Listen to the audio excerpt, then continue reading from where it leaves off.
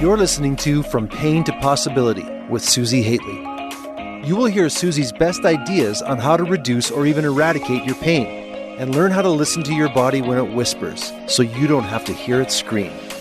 And now, here's your host, Susi Hately.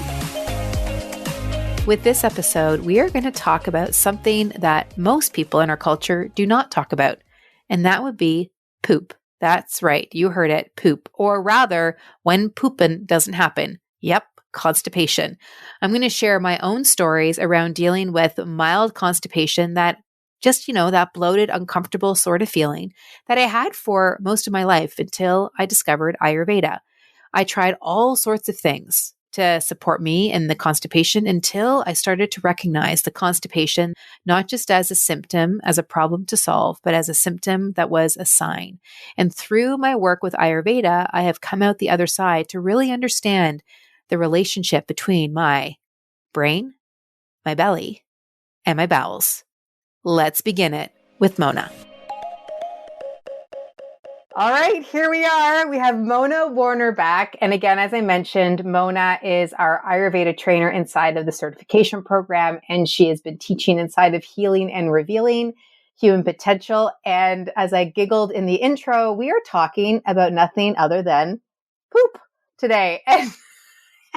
And it is a giggle fest, right? Like, it's so funny. You talk about poop and you giggle. I even remember my kids being really super excited to show me how big their poop was. And it hasn't even been my kids. I've been at other people's houses pre-pandemic and their kids say, Susie, come and look at my poop. And so there's some humor around poop. But in all seriousness, as in giggling, it's an important topic. And it's a very revealing topic. And I remember, and this is how I'll start it off, is I remember how I started to first really pay attention before I met you and just started to kind of tune into what my guts were doing. And I would say that for a long time, I had a tendency towards constipation, and I did all the things, played around with fiber, didn't really work. Played around with fluid, kind of worked. And then I can't even remember all the things, but just basically did lots of the stuff that you hear about around constipation. And then I remember kind of tuning into something after I first met you, and you had run through a few cycles with our certification programs and digestive resets and all that other stuff. And I'm not sure if you said it or if it was something that just arose for me, but I realized that with my inner body often slowed down when my outer body, meaning myself, like the person that I know, was going too fast. Although I wouldn't have said that I was going too fast. It was just a relationship that I started to see of like, interesting. My bowels are going really slowly right now. In fact, they're stopping and I'm not. I don't really feel like I'm going too fast. But what if I started to consider that this symptom is trying to get my attention and suggesting that I might be going too fast? So then what happened is I started to then look at over, like, when I started to see the patterns of this, right? That interesting, even though I didn't think I was going fast, there was a pattern of what I was consuming and how I was consuming in those times where I was seemingly going fast, although I didn't think I was going fast. But then as time went on and I kept noticing the pattern, it was, actually, there's a bit more rush going on. There's a little less break going on. There's a little more breath holding going on. There's a little bit more one thing after another thing, after another thing, after another thing. Like the pace ever so slightly was just a little more nuanced, bunk, bunk, bunk, bunk, as opposed to ba-dum, ba-dum, ba-dum, ba-dum. And the inner world was letting me know that. So it's really started to open up my eyes to, okay, I don't really like being told by my guts that I'm going too quickly, but maybe there's something to be heard. And then what's arisen out of that, I don't even know how many years ago. How long have we known each other, Mona? Like inside of Ayurveda. Like we've known each other a long time. I'd say inside of Ayurveda, what are we, 7 years? Yeah. And then before that, longer. But the idea is over that period of time, I've now started to pick up on the subtler signs of pace and tempo. And then in relationship to seasons and seasons changing. And I don't want to all of a sudden make people kind of go, oh my God, this is like a huge thing. But it's been over a period of time. And why I wanted to bring out this episode was because I just had this amazing aha, which is really a no-brainer. It's sort of a duh moment when I realized I was just like masticating in my head, but I didn't even know I was doing it. It wasn't quite drama, but it was a whole bunch of like, just kind of happening. And then something just opened up, the cork popped on it, and then so did my bowels. So it was just really fascinating to notice this relationship between the way my brain was functioning and then what was going on in a holding sense. Now, all the people who are listening to my podcast know how my brain and my bowels work. But I really wanted to open this door because, oh, goodness me, because there's so much relationship between brain and bowels. I mean, you put it a little bit more politely, brain, belly, and bum. And I just share my story to say, hey, I know there's others of you out there like this. So let's chat. So where do you want to start with that, Mona? Because there's a lot in there and let's see where this goes. Yeah, I think there is a lot in there. There's a lot of layers to it and a lot of ways that we can approach it and look at it. And I still feel and think that for some people, things like making sure you're consuming enough fiber and making sure you're drinking enough fluids is 100% part of the regular pooptacular puzzle, right? And so in Ayurveda, it's so funny because this came up this weekend where we have a teacher who's teaching us right now in my Ayurveda school who's from India. And so she sees mostly Indian patients at an Ayurvedic hospital in India. And for them, constipation is not going every day. But in North America, if you go once every 5 days, you're not technically really quite considered constipated yet, almost just kind of sorta. And so Ayurveda has this very different idea around constipation, non-constipation. And I think it's important to share that the reason why we're obsessed with poop in Ayurveda is because it tells us how the digestion is going. So it gives us an overall sense of the whole system and how the whole system is integrating together. And this is that whole brain, belly, bum thing. Is anything that can throw off the digestion can throw off the bowels. And so we already know, if we just sort of think back on anything we've heard about the nervous system, sympathetic, parasympathetic, and how our thoughts and our emotions can without a doubt affect the nervous system. And then this changes how we digest, and how we digest affects how we poop. And so in a way, it's actually really straightforward. How are my guts doing? How is my mind affecting my guts? Because if my guts are affected, my poop is one of the ways that it's affected. And it's interesting because for some people, it will be urine. And for other people, it will be menses. And so poop is the thing for sure, but it's really about the elimination of all those waste products from the system. So hold on. I just want to interrupt there because this is a really important thing. Everything we're talking about here, other than like the specifics around digestion, people could actually like put back in the old school, like those vellum overhead papers. What were those things called? Oh boy. But you know what I mean? We could take the information from here and put it on top of for urine and put it on top of menses. That's right. It's the same system. There'll be slightly different ingredients because of each system is a different system, but the general principles are the same. Yes. And so some people, when their heart-mind gets affected, it changes their menses. And some people, when the heart-mind gets affected, it affects their ability to urinate fully, completely, and satisfactorily. And then for other people, when the heart-mind becomes affected, then they can't poop. Now, poop is the most obvious one, and it's the one that I think in our culture we talk the least amount. So in a way, it's kind of the most fun. Although really, depending on sort of your group of people that you spend time with, you might also never talk about peeing or menstruating. For the ladies in the crew, for any men in the crew, please do not look at your you should not be menstruating. That is the whole thing, right? Like that is the whole thing. So common sense rules still apply. But yeah, all of those channels of elimination are giving us indications of how the whole system is working, whether it's guts, whether it's breathing, whether it's thoughts, emotions, feelings. All of that is so interconnected. Because it's interesting, people like to draw this line between the mind and the body. And they like to say, oh, all the body stuff is here and all the mind and spirit stuff is there. And I'm spiritual, so I ignore my body. This is a very common thing that we see modern day. And the reality is in Ayurveda, when we talk about pairs of opposites, right? So are you hot? Are you cold? Are you heavy? Are you light? Are you oily? Are you dry? We talk about these pairs of opposites. And really, body and mind are simply, they're on the same continuum. It's all just you, but they're opposite ends of the spectrum where one is more obvious and one is more subtle. And yet they are still so deeply interconnected and intertwined. You can't separate it. Your mind without a body, what is happening? And your body without a mind, what is happening? So I think it's interesting because I used to say that our body is a barometer of our mind. And I still say that. Except I usually just now say the body is a barometer, your body is a barometer, because we can tune in so much to what is going on based off of what's going on to our body. And if I bring us back to the digestion piece of it, what I think is so interesting is we all know how to eat. And maybe that's a far-flung statement. There's a lot of information out there on how to eat.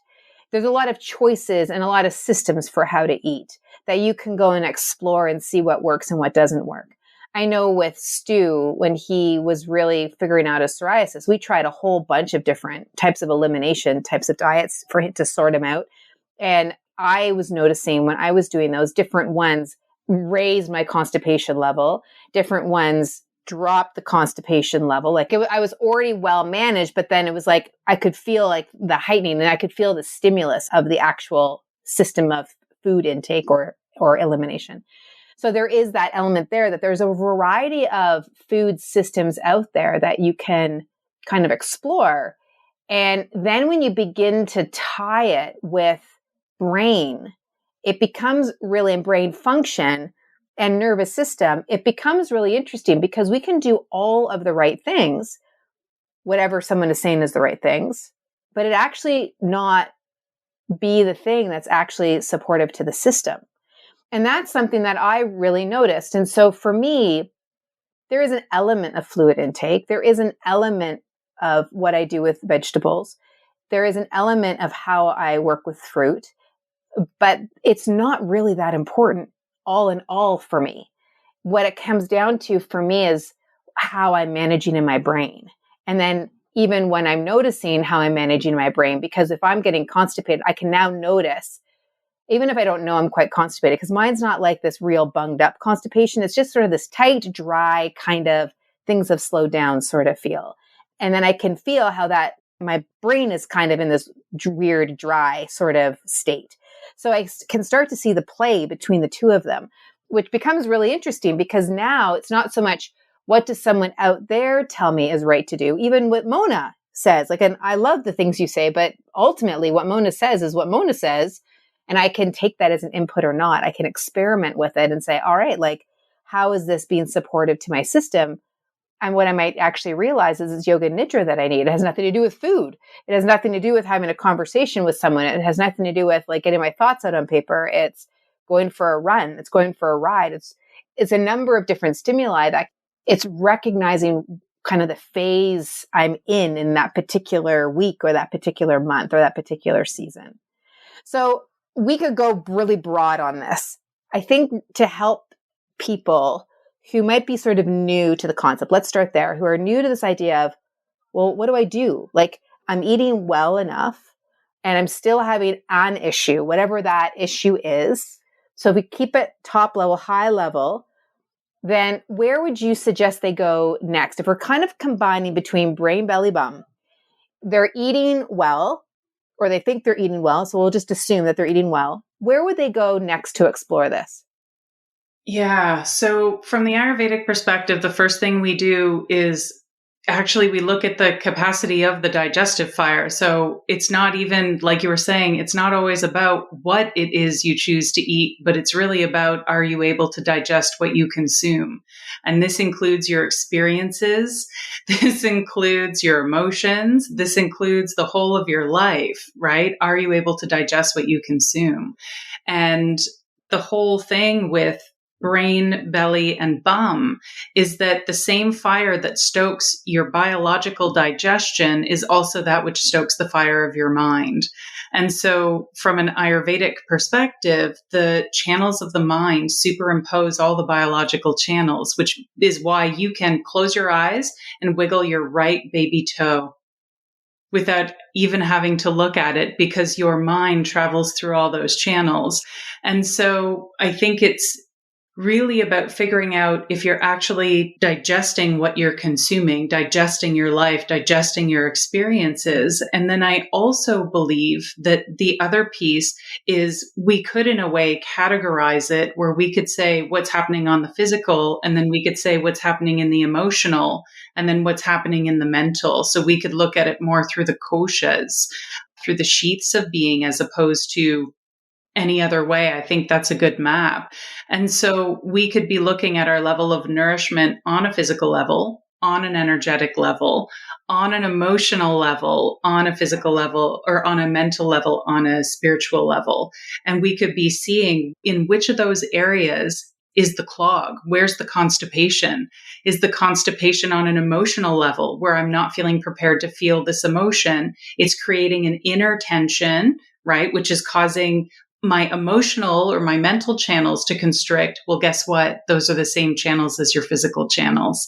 And so if you're constricting emotionally, you're constricting physically. If you're constricting mentally, I don't want to hear about that. I hate it today with me. I was like, bookkeeping, bank reconciliation. Oh no. And I was like, great. Now I'm going to have a hard time pooping because my mind's all tied up in knots. But then I reconciled my bank accounts and I was like, oh, this is lovely. Right. So I unbound my mind and it unbinds my body. So we could think of it in all those ways. So let's back up a little bit. You were talking about through the sheaths of like you can get bunged up in each of those levels. Can you, for someone who's kind of new at pondering this, what are 3 statements or questions that someone could get curious about at each level that would start a conversation where they could kind of go, ooh, this is the layer I need to start at? So physical level, I would say, are you experiencing physical constipation? Because then we know there's likely an overlap in the physical level. Am I able to digest the food that I consume without nausea, gas, bloating, farting, pain, indigestion, etc.? And does my body feel okay? Right? Like if we have a physical indigestion, we're not only going to feel it in our stomach. There is a point where we're going to start to like feel heavy, or we're going to start to just feel off or achy or weird in our bodies, right? We know when we don't feel like us. And so when you don't feel like you in your physical body, something's up. Explore that sheath. Energetically. So if we're talking about the body of prana, how's my breath? What's my breath doing? Do I have a good flow in my breath? Just my regular breathing, not doing yogic pranayama. I'm just breathing as I walk around in my life. Am I breathing as I walk around in my life? Does it feel constricted? Does it feel shallow? Does it feel, I was going to say asymmetrical, but I meant uneven, right? Like, am I exhaling way more than I'm inhaling? What's happening with my breathing? And as a result, my energy levels, right? Do I have enough energy to get me through the day? And if I'm sort of a little wobbly on any of those statements, then I might look at the energy body, what's happening with the prana. On an emotional level, am I able to feel what arises without becoming hyperreactive? Whether those feelings are feelings of joy and bliss, or whether those feelings are feelings of grief and sadness and anger and frustration, or any of the other, I want to say millions, but it's probably more like thousands of emotions that we can feel. So if we're feeling more of a constriction in the realm of feeling, like not feeling the sensations of the body, but feeling the emotional energies as they arise, then we're going to want to explore the emotional layer.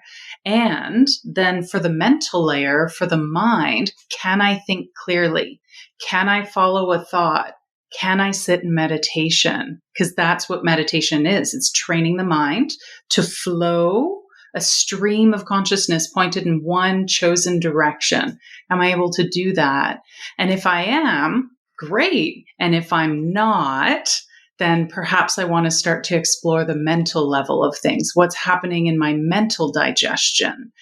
And not to be surprised when there's a layering onto the physical body and the physical outputs. That's what's really cool about being human is we have all these layers, and yet this physical body of ours, this 5 elemental structure, it's like the car we drive or our soul drives around in for this lifetime.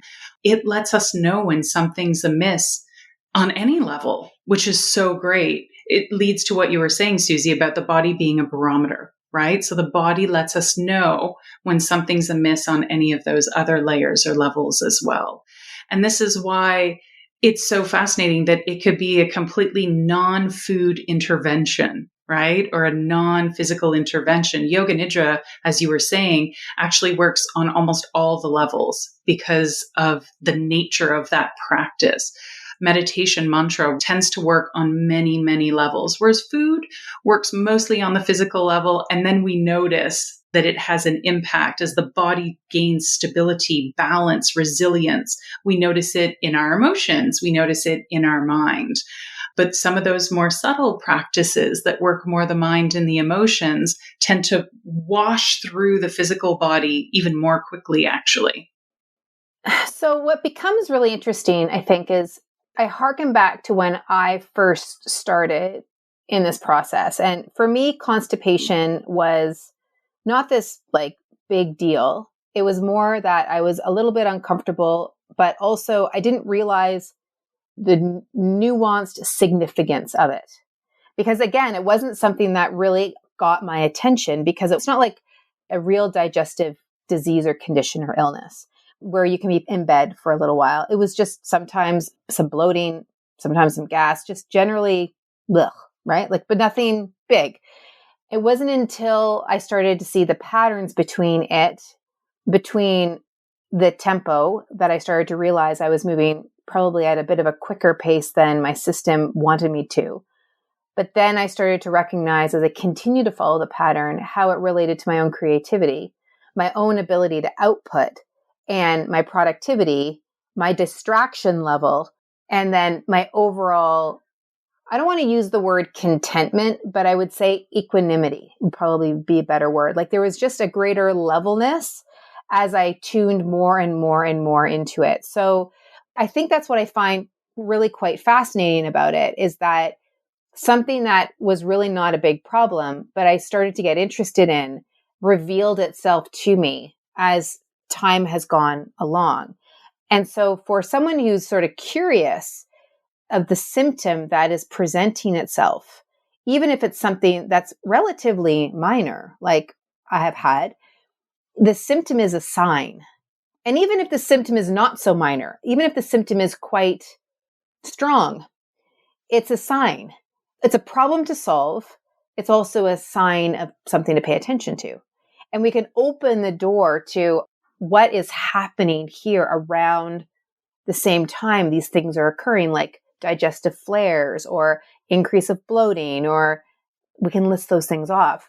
Then from there, as you start to settle out the symptom by intervening the ways you might know how, that then begins to open the doors to the other sheaths. That's when you begin to really see this relationship. And you can start really at any of the sheaths, which can then impact the sheaths, the other ones. And you start to see this pattern and how overall this can be like a whole realization and recovery and healing process for any condition, really. It's amazing what a little bit of extra awareness does. And really, that's what happens when our body or our heart or our mind, our bum or our tummy, like it doesn't matter where, when something's talking to us, it's an opportunity for us to increase our self-awareness. And through that self-awareness, to actually increase our compassion for one another and each other.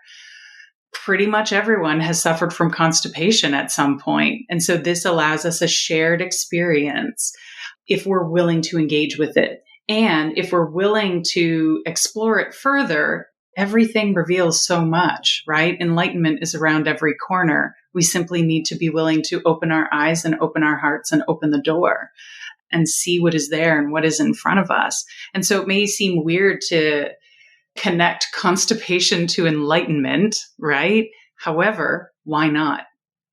Mm-hmm. One thing I do want to just touch on briefly, because we're going to be speaking about this inside of Healing and Revealing next month. And I want to give people listening an opportunity to just hear a little bit about what you think here, because we're talking about this relationship and we've been using constipation because that's what I brought to the podcast. And there's also a really interesting correlation I've seen in my own state of mind. Now, I'm not someone who has experienced depression. I'm not someone who has experienced a capital A anxiety. I certainly have had anxious moments, but that is definitely not the same thing. However, there is a link between digestion and the experiences of depression and experiences of anxiety. Do you want to briefly chat a little bit about how those relate and kind of give a quick idea or a quick win of someone who's experiencing these that might open the door of this relationship? So I don't know if it's going to be a quick win, but I can definitely share in some of the relationship, which is now we start to sort of go into some of the deeper Ayurvedic levels, which is the doshas or the organizing energies of the body and their relationship to the mind and the doshas of the mind. So we have these different layers within Ayurveda where we recognize the physical body is elemental in composition and different elements rule, regulate, and govern different functions. And the air element regulates the nervous system, regulates the eliminatory system. So this is menses, urination, defecation. So peeing, pooping, menstruating, all of those are ruled by the air element. And the air element is so similar in quality to the mind. It's very mobile. It's light. It can go anywhere. And when we look at the mind and the qualities of the mind, we've kind of got like the gas pedal and then we've got the brakes. Right? And equanimity, as Susi put it, is in the middle. And so when the air element becomes obstructed, so does the flow of the mind. And this is where we can get stuck either with our foot on the gas, which would be a lot like anxiety, panic attacks, attention deficit disorder, et cetera, or we might get stuck with our foot on the brakes, which will feel a lot more like depression and heaviness, lethargy, foggy brain, all those things. And so where we lose flow in the body, it literally obstructs the channels of the mind, which means we get stuck in a pattern in our mind. So then the question becomes, if you get stuck with a foot on the gas or stuck with a foot on the brake, if you get stuck with a channel in your body, something's not flowing, what are the different things that we can do? And actually, one of the most beautiful things we can do is sort of all of our common element is yoga practice, whether it's some breath work or some movement. And movement might be in the form of yoga asana. It might be in the form of yoga therapy. It might be go for a walk outside, right? And so we can use movement. We can use breathing. We can use stillness and contemplation. Any of those tools that we already have in our toolbox, we can use those tools to create a shift or a change in that obstruction to help things move or start to flow. And it might not be a big move. It might not be from the brakes onto the gas. It might be just a little bit of letting off the brake or just a little bit of letting off the gas with this additional opportunity for shift and change. So I'd say a lot of the most powerful tools are ones that are already in all of our toolboxes: yoga, movement, breath work, and contemplation or meditation practices. And how would this relate to digestion then, in terms of where someone can utilize the idea of awareness to support them in seeing patterns between what's going on within their brain and what's going on within their bellies? One of the reasons why people feel better doing yoga practices, whether it's movement or breath work or meditation, is because it directly affects the digestion. All of these tools directly affect the digestion, and they also directly affect our self-awareness, right? All of these things affect our self-awareness. And so a lot of people will take on or take up a yoga practice, and then they'll start to change how they sleep, and they'll start to change how they eat, and they'll start to change a bunch of different things without anyone even telling them anything about it. They will just automatically be like, I think I want to try this now, or I think I want to do this now or that now, which is so amazing. It just goes to show it works, right? Whether people signed up for self-awareness or not, if you're doing yoga, you're getting some of it, which is really great. And so it really comes to I'm a big fan of the scientific method. So I like to apply a stimulus and then notice the effect. And I might do it a couple times to make sure I know what's happening. And then if the effect works for me, I keep it. And if it doesn't, I try something else. And so I would make the same suggestion. If you notice a difference in the direction that is working for you, then keep noticing exactly what it is you're doing that's giving you the effect you want. Much like if something's not working for you, notice what it is you're doing. And it's just a matter of paying attention and following the patterns.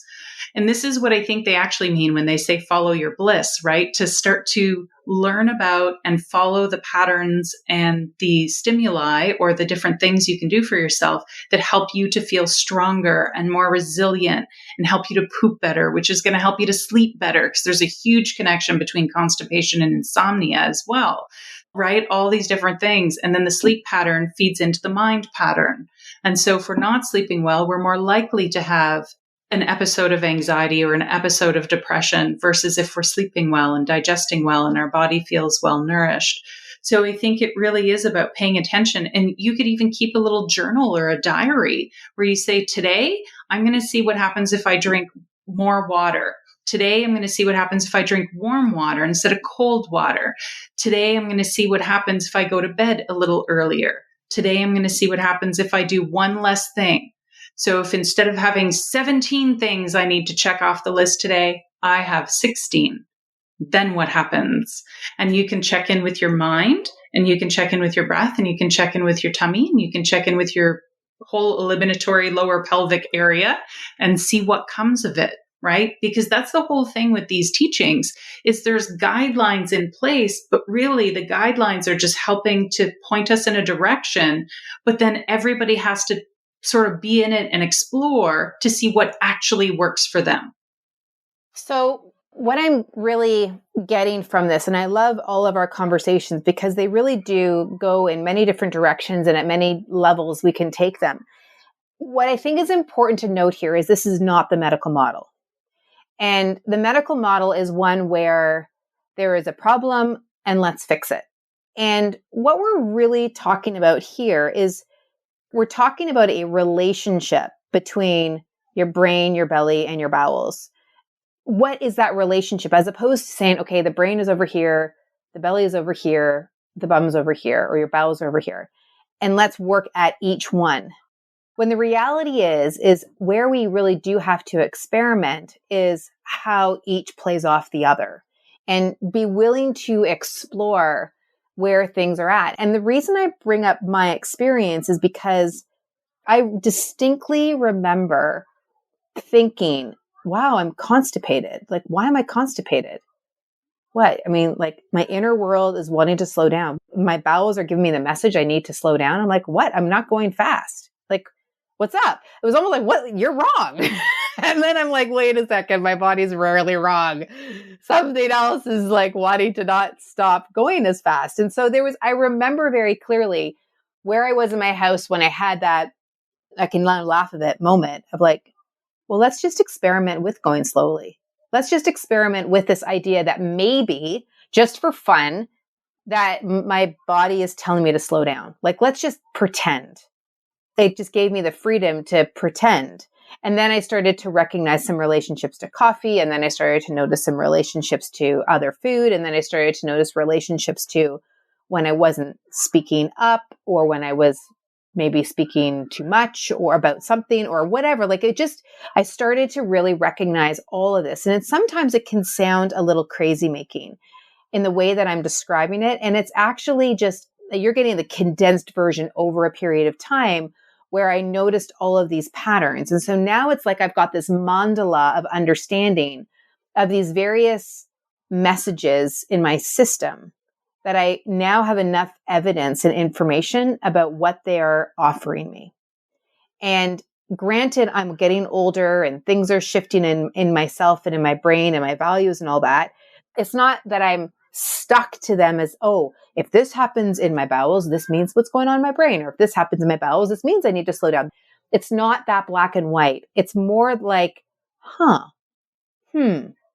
curious. I'm going to put that up as a data point.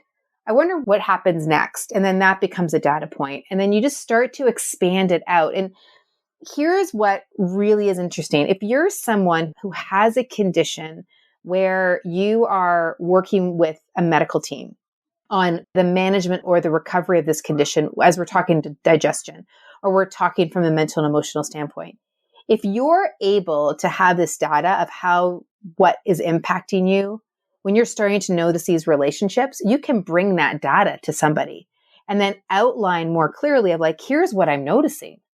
And then when you have that data, when you give that to somebody who has their whole wealth of background and what they know how to do, then you both are now in collaboration working together to help improve your situation. So it's not that when I said, this is not the medical model, I want to make sure that people don't interpret that as saying I'm against the medical model. Not at all. I'm saying this is not the medical model, and we can take all of the information that's discovered inside of it to the medical model. And if you're working inside of that, then you can actually, you just make the science more effective. You bring brilliance to the science in terms of helping yourself get well. I love that because it really is about relationship. Everything's about relationship. Yoga, union is all about relationship. And so the idea of us deepening our relationship to ourselves and using that information to deepen our relationship with our team, whether it's a complementary team or a medical model team or any other team. If you have that data about yourself, you can bring it to everybody you're working with where it makes sense in order to deepen your relationship with them and therefore the work that you do together. It's super cool.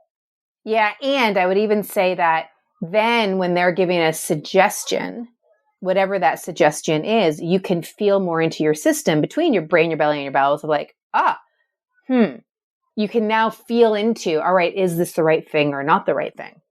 Or this is kind of the right thing, but I think I'm going to tweak it to really suit what is going to work for me. And then that just gives you a whole level of power and a whole level of empowerment, I suppose, when you really bring these together, which ultimately helps you stand that much more on your feet and helps you, digest the various layers of the experience.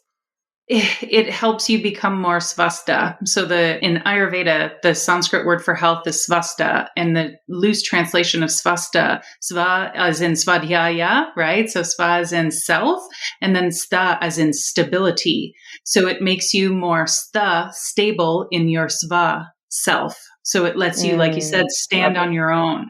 And that svasta is all about organized doshas, strong agni, proper development of tissues, proper elimination of wastes, feeling a sense of contentment in the mind, in the senses, and in the spirit. This is what we call health from an Ayurvedic perspective. And so any tools that allow us to navigate our world more skillfully on our own and to really start to recognize the nuance. I think that's one of the words we haven't said yet, but it's such a part of it. When we talk about tweaking something to make it work for us, we're talking about the nuance of every recommendation has like 20,000 layers to it. What's your layer? Right? How do you do the thing so that it works for you? And then when you change, you also realize, I don't have to throw the baby out with the bathwater. I probably just need a couple little tweaks here and there to bring myself back on track, back into steady in myself, right? Seated in myself. Mm-hmm. Love it. It reminds me of a conversation we had in a previous episode with Austin around depression. And he said, we don't take care of a houseplant the same all year round. So why would we take care of ourselves the same all year round? Which is really, really, really lovely when we're thinking about this relationship to bowels and seasonally what happens, and our brains seasonally what happens, and just the various comings and goings of life and how that impacts us at different times of the year. Yeah. We change over time. It's one of the few guarantees. And if we can attend to that, everybody benefits. Lovely, lovely.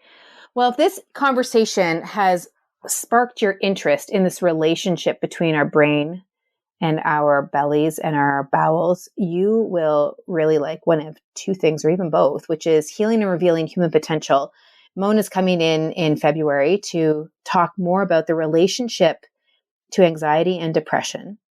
and inside of the certification program where we train people to become really excellent yoga therapists who not only make a difference, but also a profit in what it is that they do. She is one of our primary Ayurvedic teachers in that program. So we help really train and up-level your skill in terms of helping people get better. So if you're interested, send us a note to health@functionalsynergy.com, and we'd be happy to support you along the way. Mona, thank you so much for being here again. In the show notes, we're going to put down Mona's other episodes where we talk about other aspects of Ayurveda that you can harken back to very, very easily. So do go take a look in those show notes. And then Mona, if people want to reach out to you for a consultation, what's the best way for them to reach you? Best ways to send me an email, Mona, M-O-N-A, at Mona Warner, MONAWANER.com. Perfect. Thanks again, Mona. Take good care. Thanks. Take care, everybody. May you poop spectacularly.